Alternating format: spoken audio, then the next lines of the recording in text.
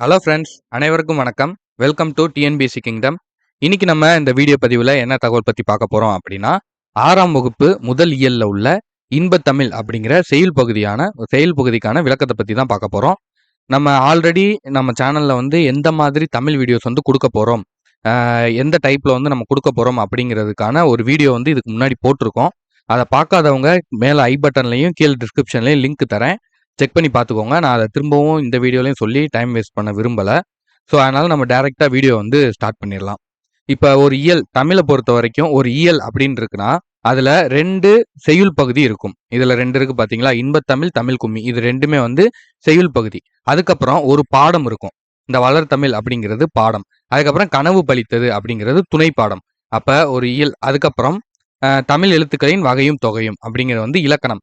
அப்போ மொத்தம் 5 பாட்டு வந்து இருக்கும் ஒரு இயல் அப்படின்னு எடுத்துக்கிட்டிங்கன்னா. ஒன்று வந்து செய்யுள், 2 செய்யுள் பாட்டு இருக்கும், ஒரு பாடம் இருக்கும், ஒரு துணை பாடம் இருக்கும், அதுக்கப்புறம் ஒரு இலக்கண பகுதி இருக்கும். மொத்தம் வந்து அந்த 5 பகுதி சேர்ந்தது தான் ஒரு இயல். சரியா? இப்போ நம்ம இதில் இன்பத்தமிழ் அப்படிங்கிற இந்த ஃபர்ஸ்ட் இயலோட முதல் பாடல், செய்யுள் பாடல் இன்பத்தமிழ் அப்படிங்கிறத பற்றி நம்ம பார்க்க போகிறோம். சரியா? இப்போ வாங்க நம்ம ஸ்டார்ட் பண்ணலாம். இது ஏன் நம்ம பார்க்கணும், இது இம்பார்ட்டனா, இப்போ மாறி இருக்க புது சிலபஸில் இது வருமா அப்படின்னா கண்டிப்பாக கேட்பாங்க. ஏன்னா இதில் வந்து பாரதிதாசன் வந்திருக்காரு. பாரதிதாசன் வந்து சிலபஸில் இருக்காரு. அதே மாதிரி தமிழினுடைய சிறப்பு, தமிழினுடைய தொன்மை, இந்த மாதிரி டாபிக்லாம் வந்து சிலபஸில் கொடுத்துருக்காங்க. அப்படி நம்ம பார்க்கும்போது இந்த டாப்பிக்ல இருந்து கண்டிப்பாக கேள்வி கேட்கறதுக்கான அதிகமான வாய்ப்புகள் இருக்குது. ஸோ அதனால் இதை வந்து நீங்கள் நல்லா பார்த்துக்கோங்க. இப்போ வாங்க நம்ம ஸ்டார்ட் பண்ணலாம். இன்பத்தமிழ் வந்து எழுதினவர் யார் அப்படின்னு பார்த்தோம்னா பாரதிதாசன். இதில் என்ன சொல்லியிருக்காங்கன்னா, நமது தாய்மொழியாகிய தமிழை தமிழ் இலக்கியங்கள் போற்றுகின்றன. தமிழ் வணக்கம் தற்கால இலக்கிய மரபாக ஆகிவிட்டது. பாரதிதாசன் தமிழை பலவாறாக போற்றுகிறார். கண்ணே மணியே என்று குழந்தையை கொஞ்சுவதும் உண்டு. அதுபோல அவர் நம் செந்தமிழுக்கு பெயர்கள் பல சூட்டி மகிழ்வதை காண்போம் அப்படின்னு வந்து சொல்லியிருக்காங்க. அப்போ ஆக மொத்தத்தில் இந்த பாடலோட கோர் என்னன்னா, பாரதிதாசன் வந்து தமிழை வந்து புகழ்ந்து பாடியிருக்காரு அப்படிங்கிறது தான். சரியா? ஸோ இந்த லைன்லாம் வந்து பார்த்து படித்து வச்சுக்கோங்க. இது வந்து ரொம்ப ஈஸியாக தான் இருக்கும், ரொம்ப கஷ்டமாலாம் இருக்காது. தமிழுக்கும் அமுதென்று பேர், அந்த தமிழ் இன்ப தமிழெங்கள் உயிருக்கு நேர். தமிழுக்கு நிலவென்று பேர், இன்ப தமிழெங்கள் சமூகத்தின் விளைவுக்கு நீர். அதுக்கப்புறம் தமிழுக்கு மனமென்று பேர், இன்ப தமிழெங்கள் வாழ்வுக்கு நிர்மித்த ஊர். அதுக்கப்புறம் தமிழெங்கள் இளமைக்கு பால், இன்ப தமிழ் நல்ல புகழ்மிக்க புலவருக்கு வேல். பார்த்தீங்களா? இது எல்லாமே ஒரே மாதிரி வரும். நேர், நீர், ஊர், வேல், இந்த மாதிரி ஒரே இதில் வந்து முடியும். சரியா? ஸோ இந்த பாடலை வந்து ஒரு வாட்டிக்கு 2 வாட்டி நீங்கள் வந்து ரீட் பண்ணிக்கோங்க. இந்த பாடல் வந்து ஆல்ரெடி ஒரு சினிமா படத்தில் கூட வந்திருக்கும். சரியா? தமிழுக்கு அமுதென்று பேர் அப்படின்னு சொல்லி ஒரு பாடல் வரும். நீங்கள் யூடியூப்பில் சர்ச் பண்ணி பார்த்தீங்கன்னா கூட உங்களுக்கு தெரியும். அந்த பாடலை கூட நீங்கள் கேட்டுக்கோங்க. இதை நீங்கள் பார்த்து வச்சுக்கோங்க. இதில் இருந்து உங்களுக்கு கேள்விகள் கேட்பாங்க. இப்போ தமிழுக்கு நிலவென்று பேர், இன்ப தமிழங்கள் சமூகத்தின் விளைவுக்கு நீர் அப்படின்னு கொடுத்துருக்காங்க. அப்போ இந்த கேள்வி எப்படி கேட்பாங்கன்னா, தமிழ் சமூகத்தின் விளைவுக்கு டேஸ் போன்றது அப்படின்னு கேட்பாங்க. அப்போ நீங்கள் நீர் போன்றது அப்படின்னு போடணும். அப்படி இல்லைன்னா அடுத்து வந்து புலவருக்கு, இந்த தமிழ் நல்ல புகழ்மிக்க புலவருக்கு எது போன்றது அப்படின்னு கேட்பாங்க. அப்போ நீங்கள் அந்த இடத்துல என்ன போடணும், வேல் அப்படின்னு சொல்லி போடணும். ஓகேவா? இந்த மாதிரி கேள்விகள் கேட்பாங்க. தமிழங்கள் உயர்வுக்கு வான், இன்ப தமிழங்கள் அசதிக்கு சுழற்தந்த தேன். தமிழங்கள் அறிவுக்கு தோல், இன்ப தமிழங்கள் கவிதைக்கு வைரத்தின் வாள் அப்படிங்கிற இது எல்லாத்தையுமே படிச்சு வச்சுக்கோங்க. இதை எழுதினவர் வந்து யாருன்னு பார்த்தோம்னா பாரதிதாசன். சரியா? சொல்லும் பொருளும் வந்து ரொம்ப ரொம்ப ரொம்ப ரொம்ப இம்பார்ட்டன்ட். உங்களுக்கே தெரியும். ஏன்னா இப்போ மாத்திருக்க சிலபஸ்க்கு சொல்லும் பொருள்லாம் கம்பல்சரி நம்ம நல்லா படிக்கணும். நீங்க இந்த மாதிரி ஒவ்வொரு இயல் படிக்கும்போது அப்படியே படிச்சுக்கிட்டே போனீங்கன்னா நீங்க பின்னாடி வந்து ரிவைஸ் பண்றதுக்கு ரொம்ப ஈஸியா இருக்கும். நீங்க படிக்க இதை எழுதி வச்சுக்கோங்க. இப்பவே இதை எடுத்து ஒரு கையில வந்து ஒரு நோட்டும் பெண்ணும் எடுத்து நிர்மித்த, உருவாக்கி அப்படின்னு இப்போ இந்த 4 சொல்லையும் 4 பொருளையும் வந்து இப்பவே எழுதி வைங்க. இதே மாதிரி நீங்கள் ஒவ்வொரு வீடியோ பார்க்கும்போதும் இது எல்லாத்தையும் தனித்தனியாக நோட் பண்ணிட்டு வாங்க. சொல்லும் பொருளுமா அதுக்கு மட்டும் ஒரு தனியாக ஒரு பேஜஸ் ஒதுக்கி அந்த பேஜஸில் வந்து இல்லை பேப்பர் கூட எடுத்துக்கோங்க. பேப்பர் கூட எடுத்து அதை ஸ்டாப்லர் பண்ணிக்கோங்க. இந்த இந்த பாடலுக்கு நம்ம எழுதுகிற இந்த 4 சொல்லும் பொருளும் எழுதி வச்சுக்கோங்க. அடுத்த பாடலில் நம்ம பார்க்குற அதே சொல்லும் பொருளும் திரும்ப எழுதி வச்சுக்கோங்க. இப்படியே நீங்கள் எழுதிக்கிட்டே வந்தீங்கன்னா 6th நீங்கள் ஃபுல்லாக முடிக்கும் போது உங்கள் கையில் 6th எவ்வளோ சொல்லும் பொருளும் இருக்குங்கிறது உங்களுக்கு இருக்கும். நீங்கள் ரிவைஸ் பண்ணுறதுக்கு பின்னாடி அது உங்களுக்கு யூஸ்ஃபுல்லாக இருக்கும். சரியா? இப்போ வாங்க பாடலோட பொருள் என்னங்கிறத நம்ம பார்த்துடலாம். தமிழுக்கு அமுதென்று பேர், இன்பம் தரும் அந்த தமிழ் எங்கள் உயிருக்கு இணையானது அப்படின்னு சொல்றாங்க. சரியா? தமிழுக்கு அமுதுன்னு சொல்லி பேர் இருக்கு. இன்பம் தரக்கூடிய அந்த தமிழ் வந்து எங்க உயிருக்கு இணையானது அப்படின்னு சொல்றாங்க. உயிர் அளவுக்கு வந்து எங்களுக்கு தமிழ் முக்கியம் அப்படின்னு சொல்லியிருக்காரு. தமிழுக்கு நிலவென்று பெயர். இன்ப தமிழ் எங்கள் சமூக வளர்ச்சிக்கு அடிப்படையான நீர் போன்றது. தமிழ்னால சமூக வளர்ச்சி அடையுது அப்படின்னு சொல்றாங்க.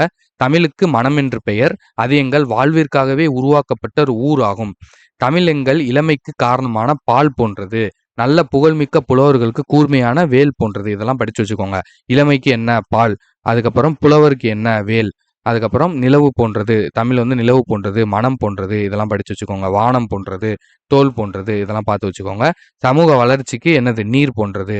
அதுக்கப்புறம் வாழ்விற்காக உருவாக்கப்பட்ட ஊர் போன்றது. இதெல்லாம் வந்து படிச்சு வச்சுக்கோங்க. சரியா? அடுத்து தமிழெங்கள் உயர்வுக்கு எல்லை ஆகிய வானம் போன்றது. இன்ப தமிழெங்கள் சோர்வை நீக்கி ஒளிரச் செய்யும் தேன் போன்றது. சோர்வுக்கு என்ன தேன் போன்றது தமிழ் அப்படிங்கிறத படிச்சு வச்சுக்கோங்க. தமிழ் எங்கள் அறிவுக்கு துணை கொடுக்கும் தோல். தமிழ் எங்கள் கவிதைக்கு வைரம் போன்ற உறுதிமிக்க வாள் அப்படின்னு வந்து சொல்லியிருக்காங்க. வைரம் போன்ற கவிதைக்கு வாள் போன்றது அப்படின்னு வந்து சொல்லியிருக்காங்க. இந்த மாதிரி கேள்விகள் கேட்கலாம், பின்னாடி வரும், நான் உங்களுக்கு சொல்றேன் பாருங்க. இப்ப நூல்வழி இது வந்து ஒரு ரொம்ப இம்பார்ட்டன்டான விஷயம். ஏன்னா பாரதிதாசன் வந்து நம்மளுக்கு சிலபஸ்ல இருக்காரு. ஸோ அதனால இதை வந்து நம்ம கொஞ்சம் கவனமா பார்க்கலாம். பாரதிதாசனுடைய இயற்பெயர் என்ன? சுப்புரத்தினம். பாரதியாரின் கவிதைகளின் மீது கொண்ட பற்றின் காரணமாகத்தான் தம் பெயரை பாரதிதாசன் என மாற்றிக்கொண்டார் அப்படின்னு சொல்லியிருக்காங்க. சரியா? அப்ப பாரதிதாசன்ங்கிறதுக்கு என்ன பொருள்?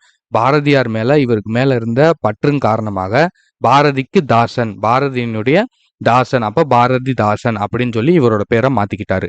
அதுக்கப்புறம் இவரோட கவிதைகள்ல பெண் கல்வி, கைம்பெண் மறுமணம், பொது உடைமை, பகுத்தறிவு இந்த மாதிரி கருத்துக்கள் எல்லாம் புரட்சிகரமான கருத்துக்கள் எல்லாம் பாடியிருக்காரு.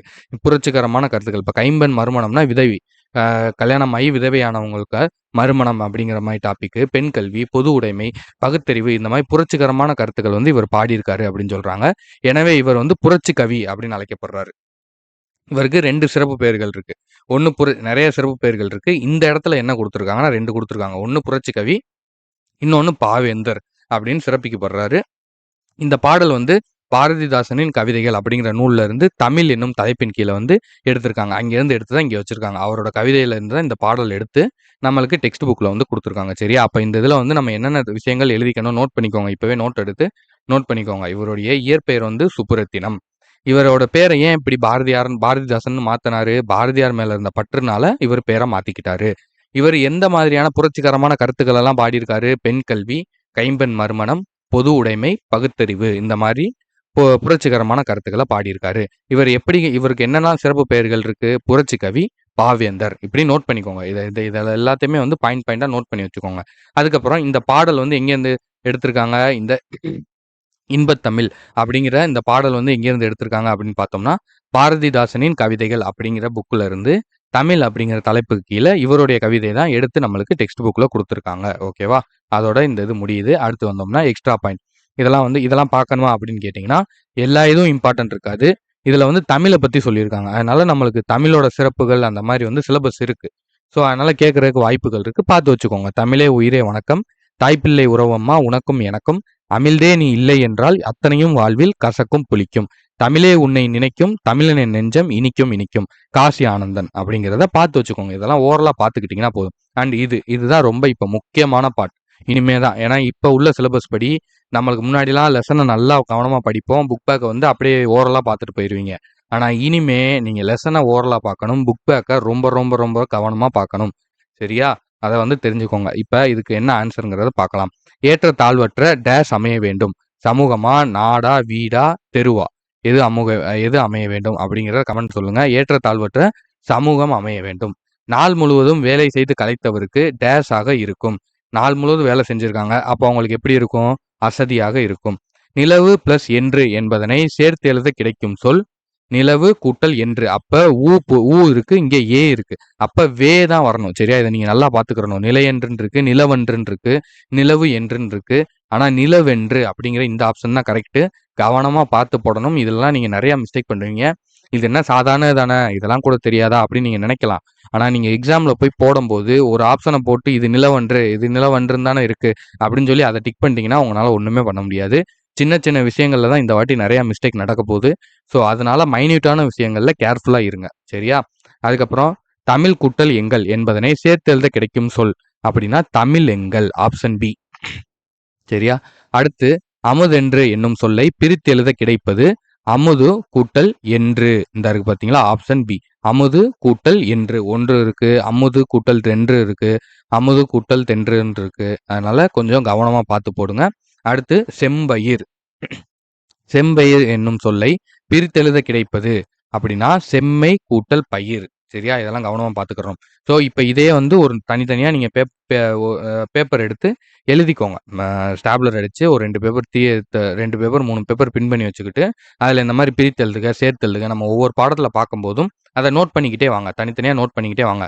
இந்த பாடத்துல என்னென்ன பிரித்துகள் இருக்கோ அதை நோட் பண்ணி வச்சுக்கோங்க. 4 இருக்கா 4 நோட் பண்ணி வச்சுக்கோங்க. அடுத்த பாடத்துல ஒரு 4 பார்க்குறோம்னா அதையும் கீழே அதோட சேர்த்து ஆட் பண்ணிக்கோங்க. இப்படியே நீங்க ஆட் பண்ணிக்கிட்டே வந்தீங்கன்னா 6th முடிக்கும்போது நீங்க ஒரு ரிவைஸ் பண்றதுக்கு டக்குன்னு பார்க்கறதுக்கு இது எல்லாமே உங்களுக்கு யூஸ்ஃபுல்லா இருக்கும். சரியா? அடுத்தது பாருங்க. இன்பத் தமிழ் பாடலின் கருத்துப்படி ஏற்றபடி பொறுத்துக அப்படின்னு கொடுத்துருக்காங்க. இது என்னன்னா விளைவுக்கு நான் சொன்னேன் பார்த்தீங்களா கேட்பாங்கன்னு. விளைவுக்கு எது போன்றது? நீர் போன்றது. அறிவுக்கு தோல் போன்றது. இளமைக்கு பால் போன்றது. புலவருக்கு வேல் போன்றது. சரியா? இந்த மாதிரி நீங்க கொடுக்கணும். அவ்வளோதான். இதோட முடிஞ்சுச்சு. ஸோ புக் பேக்கு இதெல்லாம் எல்லாமே இம்பார்ட்டன்ட். நல்லா பார்த்து வச்சுக்கோங்க. நம்ம ஏன் இந்த மாதிரி சின்ன சின்னதா வீடியோஸ் வந்து நம்ம ஏன் செய்யுள் பகுதி மட்டும், பாடம் மட்டும் இப்படி தனித்தனியா பிரிச்சு பிரிச்சு கொடுக்க போறோங்கிறது நம்ம ஆல்ரெடி அந்த வீடியோல சொல்லியிருக்கோம். பட் இருந்தாலும் இந்த இடத்துல நான் ஷார்ட்டா சொல்லிடுறேன்.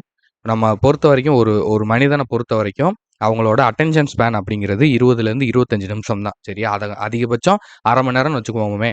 அந்த 1/2 மணி நேரம் நம்ம என்ன கவனிச்சு பார்க்குறோமோ அதுதான் நம்மளோட மைண்ட்ல நல்லா போய் செட் ஆகும். நம்ம நல்லா கவனிப்போம். அந்த 1/2 மணி நேரத்தை தாண்டிடுச்சு அப்படின்னா நம்ம மைண்ட் வேற எங்கேயோ வந்து போயிடும். நம்ம ஏதோ ஒரு இதில் வந்து நம்ம இதை வந்து சும்மா பார்த்துக்கிட்டு இருப்போம். அந்த மாதிரி தான். இப்போ ஒரு 1 ஹவர் 1 1/2 ஹவர்ஸ் 2 ஹவர்ஸ்லாம் கிளாஸ் எடுத்து போட்டோம்னா நீங்கள் ஃபஸ்ட்டு 20 to 30 மினிட்ஸ் தான் உங்களுக்கு அந்த அட்டென்ஷன் ஸ்பேன் இருக்கும். அதுக்கப்புறம் நீங்கள் வந்து கவனிச்சுக்கிட்டு அதை பார்த்துக்கிட்டே இருந்தாலும் உங்களுக்கு அது வந்து அவ்வளோவா மைண்டுக்குள்ளே ஏறாது.